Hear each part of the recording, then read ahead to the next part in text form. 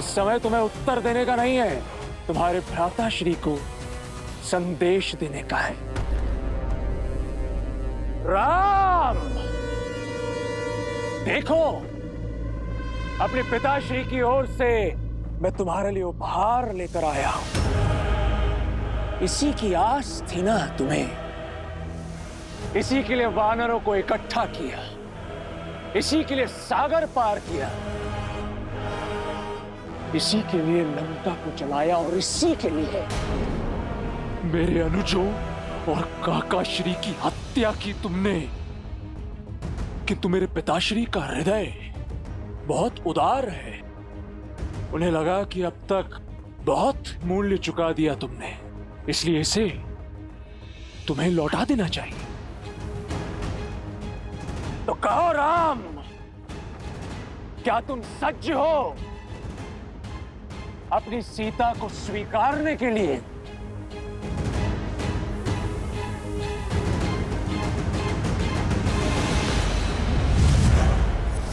सीते,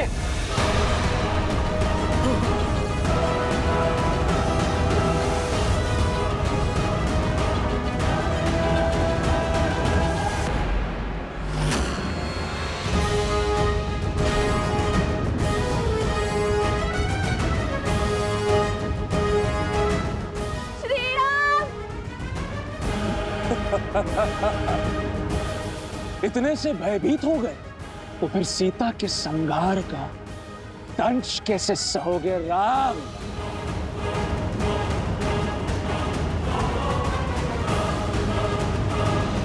नहीं भैया, ये सत्य नहीं हो सकता।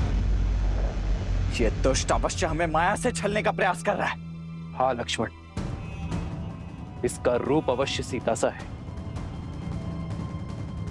किंतु भाव और स्वरूप नहीं। अच्छा, विश्वास नहीं हो रहा तो ठीक है, अब विध्वंस देखो। देखो कैसे मैं तुम सबके समक्ष सीता को मृत्यु लोक पहुंचाता हूं।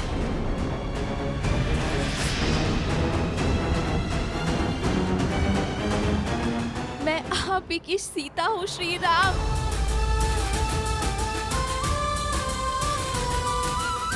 लंका के इस पाप में मेरा प्रेम का पुण्य ही मेरा संबल था। जब ये दुष्ट मुझे युद्ध भूमि की ओर ला रहा था, तब मेरे मन में भय नहीं, विश्वास था, आभार था आप सबके प्रति। युद्ध भूमि में असुरों का संहार करने वाली वानर सेना, धन्यवाद।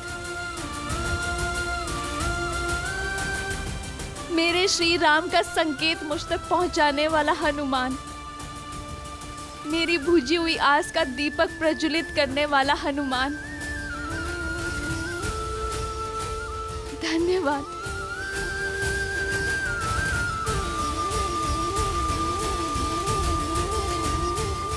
मुझे भाभी से अधिक मां मानने वाले, दिन रात मेरी सेवा करने वाले, मेरी रक्षा के लिए लक्ष्मण रेखा खींचने वाले मेरे लक्ष्मण भैया, मेरी गरिमा पर हुए आक्रमण का उत्तर देने के लिए धन्यवाद। हमें मां, विश्वास की हर डोर टूट सकती है, किंतु मेरे श्री राम से आस की डोर कभी नहीं। वनवास में पग पग पर मेरा ध्यान देने वाले, मेरी इच्छा पूर्ति के लिए स्वर्ण मृग तक का आखेट करने वाले, मेरे साथ के लिए सागर पर सेतु बनाकर यहाँ आने वाले, मेरा मन, मेरा तन, मेरे प्राण, मेरे श्री राम, धन्यवाद। सीते,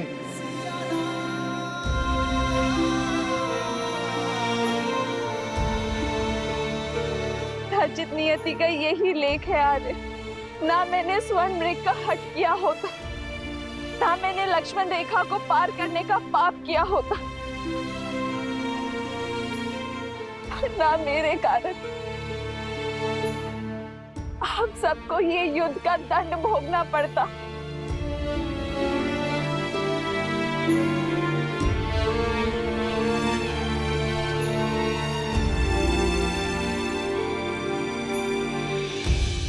मुझे वन में भी महलों का सुख देने के लिए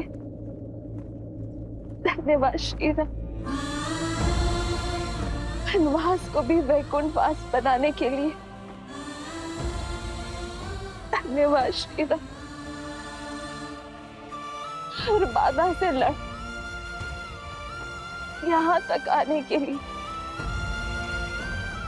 धन्यवाद श्रीराम। अपने अंतिम दर्शन का लाभ देने के लिए धन्यवाद श्रीराम।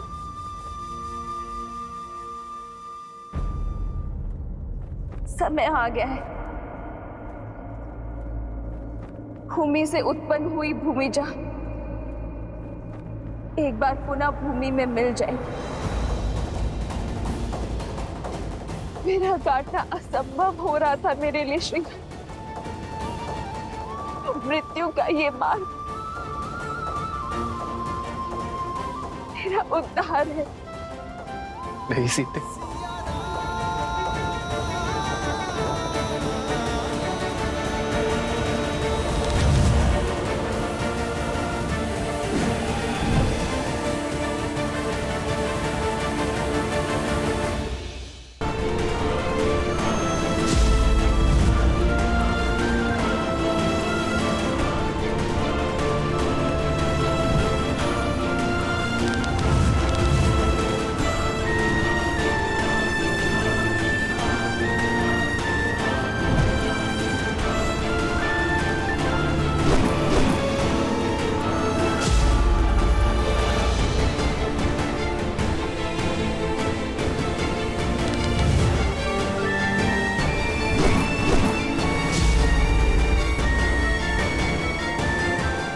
जब तक मैं इस दिव्य रथ पे हूं, ना तो तुम्हारे वार मेरे रथ को भेद सकते हैं और ना ही इस रथ पर सवार पराक्रमी इंद्रजीत को।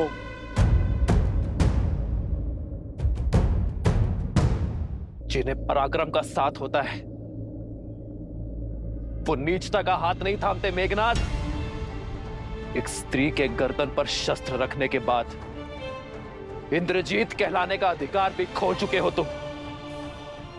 एक देवी के उपासक को उनके आशीष की शक्ति से एक युक्त योद्धा को एक निहत्थी स्त्री पर बल का प्रयोग करना शोभा नहीं देता।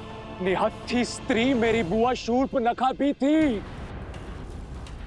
उनके अंग भंग कर दिए तुमने, तब तुम्हारे मन में यह विचार नहीं आया? इंद्रजीत, वो शूर्पनखा के पाप का दंड था, इसीलिए धर्म था। किंतु तुम ये अधर्म कर रहे हो। एक भाई के धर्म का परित्याग करने वाले, जाति और देश धर्म से विद्रोह करने वाले, आप जैसे विश्वासघाती के मुख से धर्म की बातें शोभा नहीं देती काकाश्री। लंका और लंकेश के लिए युद्ध का केवल एक ही नियम है, विजय। और उसके लिए शत्रु पर वहां प्रहार करना होता है जहां पर उससे सबसे अधिक पीड़ा हो। मैं भी वही कर रहा हूं। अपने शत्रु के नेत्रों के समक्ष उसके संबल पर, उसके बल, उसकी आशा, उसका सब कुछ तोड़कर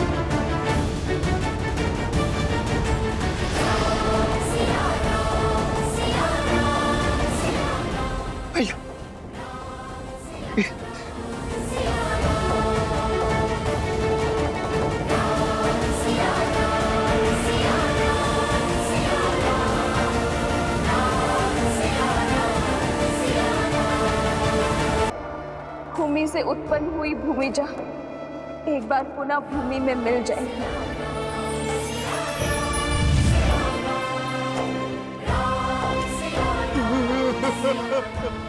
अब सीता की मृत्यु उस विश्वास, उस उद्देश्य का अंत करेगी जिसे लेकर राम आगे बढ़ रहा है।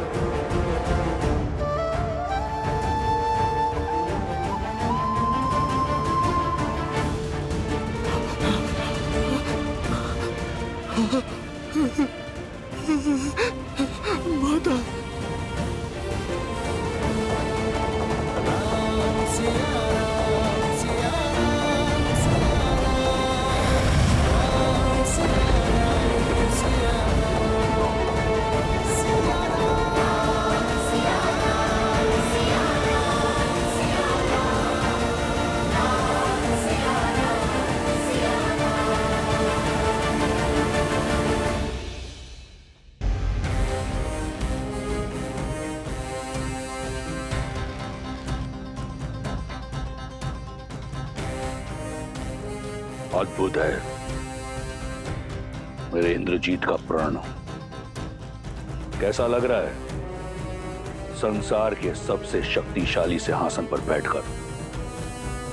जानता था मैं कि तुम असंभव को संभव करने की क्षमता रखते हो। तुम इस सिंहासन पर बैठने योग्य हो। आपका विश्वास उचित था पिताश्री। मेरी एक फुफकार ने राम और उसकी सेना के उद्देश्य और उसकी आस के सभी दीपक बुझा दिए। अब समय फुफकार का नहीं, हुंकार का है। राम और उसके मरकटों की सेना का मन और बल दोनों क्षीण है। उन पर जीत प्राप्त करना सरल होगा। तुम पुनः निकुंबला देवी के गुफा में जाओ और अपना अनुष्ठान पूर्ण करो। ऐसा विजय अस्त्र पाओ जिसके एक वार से राम और उसके मरकटों की सेना का नाश हो जाए। आप निश्चिंत रहिए पिताश्री। अब राम और उसकी सेना का अंत आपका पुत्र सुनिश्चित करेगा।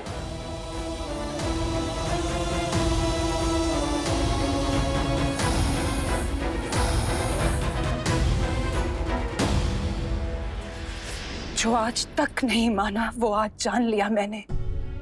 विश्वास हो गया कि तुम अपने पिता के पुत्र लंकेश के इंद्रजीत ही हो। मेरे मेघनाथ नहीं हो तुम, नहीं हो तुम मेरे मेघनाथ। मंदोदरी,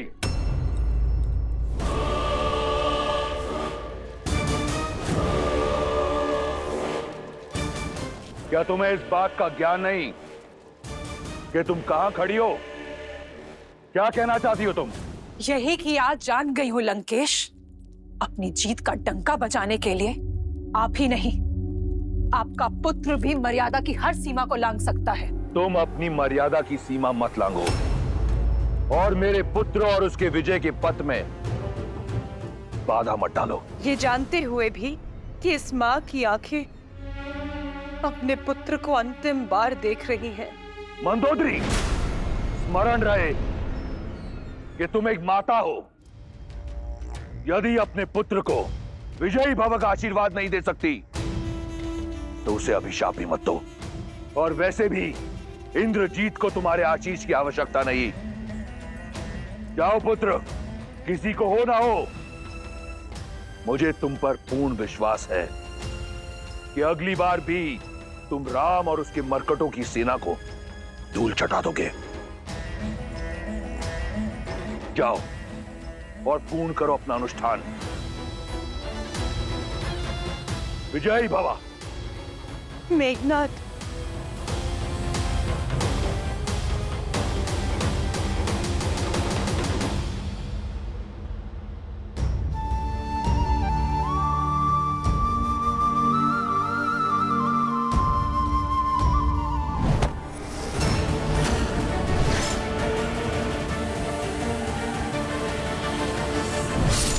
सत्य नहीं है, ये मिथ्या है। राम है प्रभु, ये माता सीता नहीं, माया का जाल था, माया का जाल। उचित कहा था आपने प्रभु, देवी के परम उपासक इंद्रजीत को यह शोभा नहीं देता।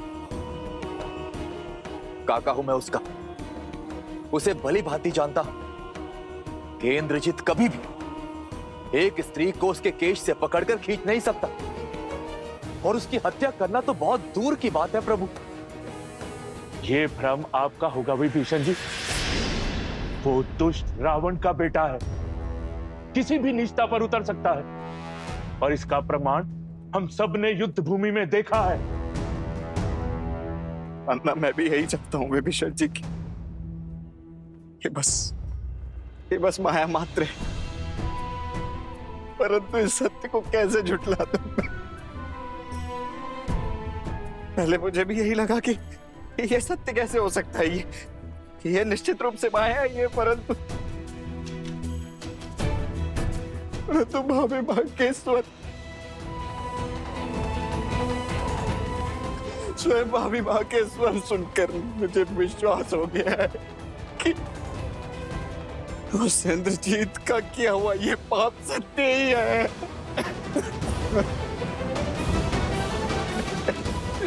लक्ष्मण जी, इंद्रजीत ने माया से केवल माता सीता के रूप को ही नहीं, उनके स्वरूप, उनके भावों को भी स्वयं में सम्मिलित कर लिया है। और आप भी सोचिए प्रभु, जिस रावण ने माता सीता के लिए अपने योद्धाओं की बलि चढ़ाई, अपने भाई का अंत होने दिया, अपने पुत्र को खोया, क्या वो अकस्मात माता सीता को जाने देगा? नहीं प्रभु, नहीं। मैं बचपन से अपने भाई को जानता हूं।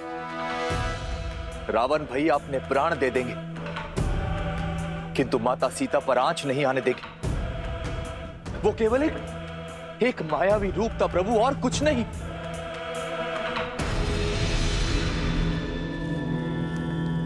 सीता, सीता, सीता, सीता,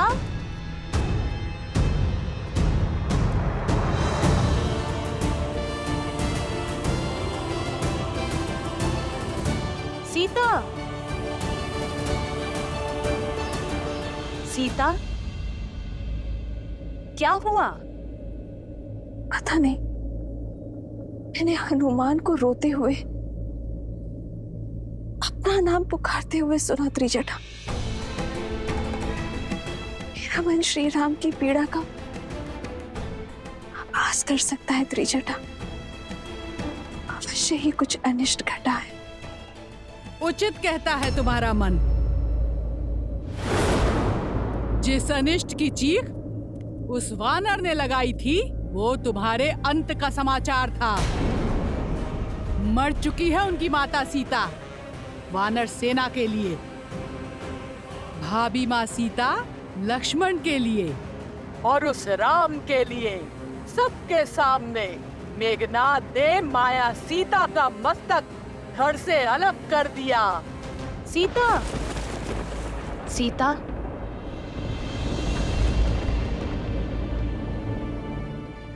आज उनके सामने जो घटना हुई, उसे देखकर कितनी पीड़ा में होंगे मेरे श्री राम।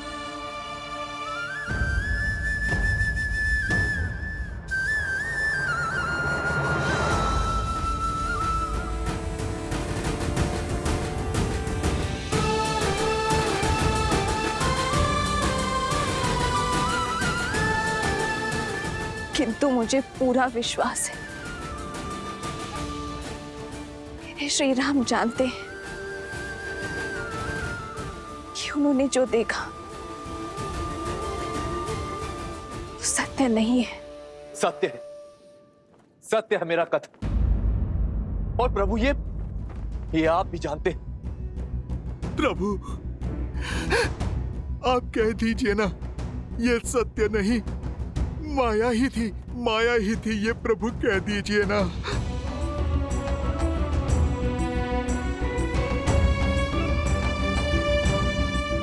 हाँ भाई, जब हम माया के माया जाल में फंसे, तब आपने ही हमें मार्ग दिखाया। आपको स्मरण है, ताड़का के पुत्र मारीच और सुबाहु भी जब हमारी माता का रूप धारण कर हमें माया जाल में भ्रमित करने आए थे, तब आपने ही उनका भेद समझा था।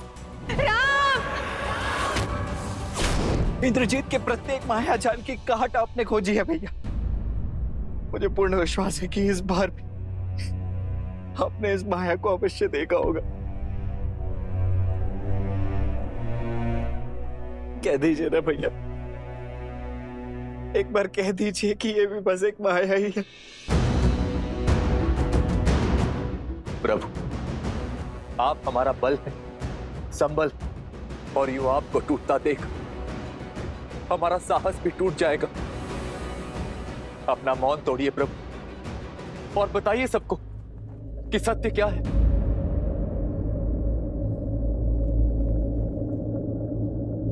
वो माया ही थी।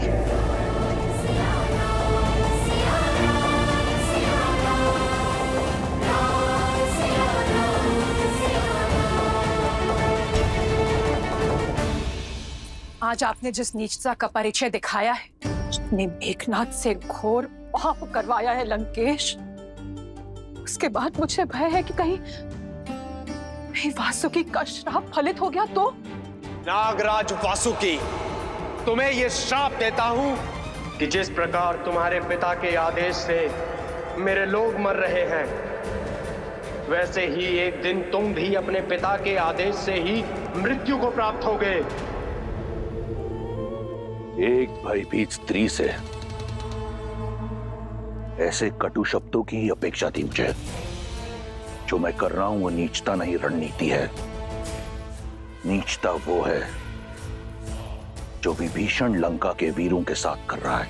आपकी आज्ञा ने जो मेघनाथ से घोर पाप करवाया है लंकेश, माया ही सही, किंतु एक स्त्री के रूप की निर्मम हत्या का पाप हुआ है उससे। ये आपकी अगली आज्ञा, ये आपकी अगली आज्ञा उसके अंत का कारण ना बन जाए लंकेश।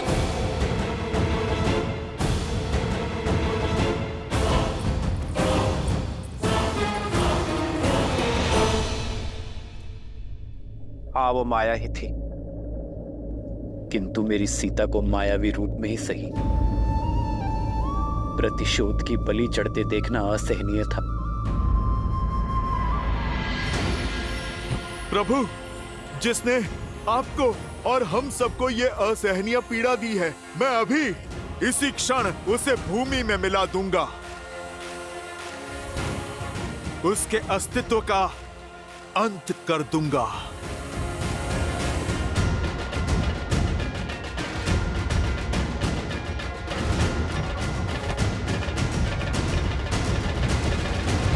उचित कहा हनुमान तुमने। अंत आवश्यक है। इंद्रजीत ने अपने कर्म से अपनी मृत्यु का मार्ग निश्चित कर लिया है। नीति और शास्त्र के अनुसार इस माया के दुरुपयोग से उसने कमाया हर तप और पुण्य खो दिया है। इंद्रजीत अजय से पराजय की ओर बढ़ चुका है। तो फिर उसके वध का सौभाग्य मुझे दीजिए प्रभु। नहीं प्रभु, उस दुष्ट को दंड मैं दूंगा। प्रभु, जो पीड़ा मेघनाथ ने हमको दी है, हम भी उसको वही पीड़ा देना चाहते हैं। शांत हो जाओ और इसी क्रोध को अपनी शक्ति बनाओ, दुर्बलता नहीं। चाहे जो भी हो, ये कम नहीं होनी चाहिए। इंद्रजीत का सामना करने के लिए यही भाव हमारी शक्ति बनेगी। क्रोध और घृणा मेरे भीतर अग्नि बनकर मुझे भीतर से जला रही है भैया। अब आज्ञा देकर इस अग्नि को उस इंद्रजीत के अस्तित्व को जलाने दीजिए भैया। अपने अनुज को उस उद्दंडी को दंड देने दीजिए भैया। यही होता है सच्चा प्रेम। श्री राम जानते थे कि वो माया सीता है, फिर भी माया रूप में सीता की पीड़ा और उनका अपमान देखकर उन्हें भी पीड़ा हुई। पीड़ा तो होनी ही थी देवी, क्योंकि जिससे हम सच्चा प्रेम करते हैं, यदि उसे कष्ट पहुंचाया जाए तो हमें पीड़ा होना स्वाभाविक है। इसीलिए ये घटना उन्हें सत्य की भांति कचोट गई। और ये सत्य ही बनेगा मेघनाद के अंत का कारण, क्योंकि माया रूप में ही सही, परंतु एक स्त्री के साथ किया गया अमर्यादित व्यवहार अक्षम्य अपराध है, पाप है।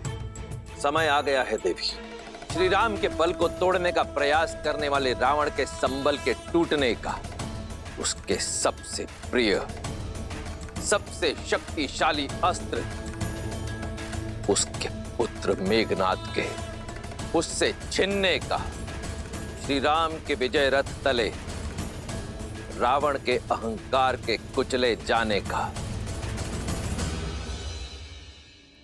मेघनाद से घोर पाप करवाया है लंकेश। उसके बाद मुझे भय है कि कहीं वासुकी का श्राप फलित हो गया तो। कुंभ,